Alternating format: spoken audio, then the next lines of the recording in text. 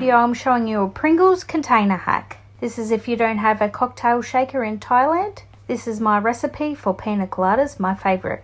You'll need a Pringles container, ice, coconut milk, pineapple juice, Bacardi, Malibu and some sugar syrup and a nip measurer. Whack in the ice, pour your sugar syrup, chuck that in the Pringles container. Once all poured in, then you're going to add your Malibu, pour that in. Then you're going to pour your pineapple juice in there, whack that in the container. Then you're going to pour in your Bacardi, whack that in the Pringles container. Then you're going to pour in your coconut milk. Once everything is poured into your Pringles container, you're going to give it a good old shake. Shake and shake.